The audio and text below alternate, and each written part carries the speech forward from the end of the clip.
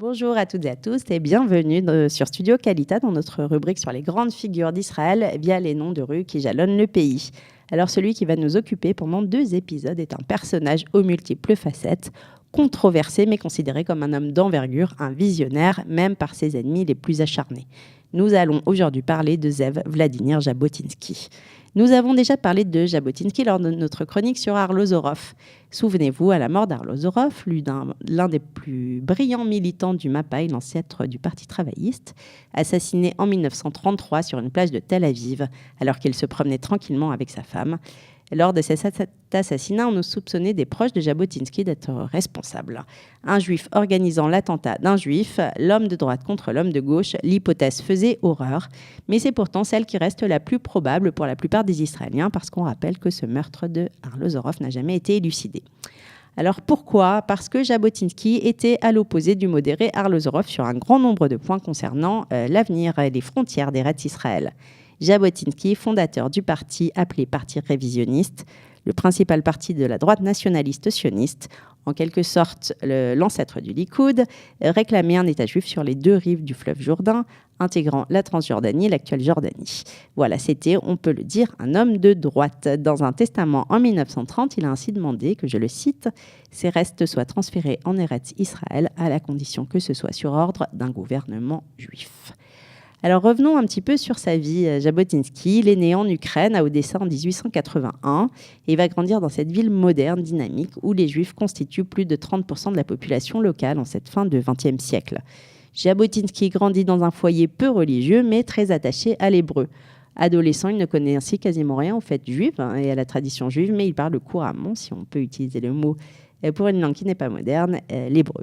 Ses dons oratoires sont remarquables et dès l'âge de 18 ans, il commence à voyager.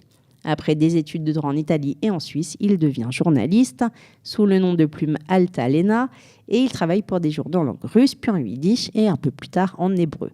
Ses études terminées, il rentre à Odessa où il devient un journaliste de renom.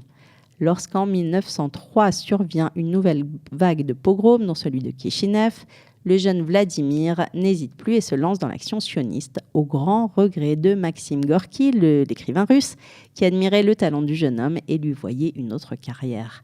Jabotinsky a alors 23 ans et il assiste cette même année au 6e congrès sioniste de Bâle, celui-là même où Herzl va présenter et défendre surtout le projet Ouganda. Jabotinsky, fervent opposant à ce projet qui vise donc à implanter l'État juif en Ouganda, le Kenya aujourd'hui. Jabotinsky, déjà peu adepte des compromis, va tout de même être fasciné par la personnalité de Théodore Herzl. Lorsqu'éclate la Première Guerre mondiale et que Jabotinsky apprend l'entrée en guerre de la Turquie aux côtés de l'Allemagne, il y voit l'opportunité pour les Anglais de s'emparer de la Palestine sous domination turque pour la donner aux Juifs.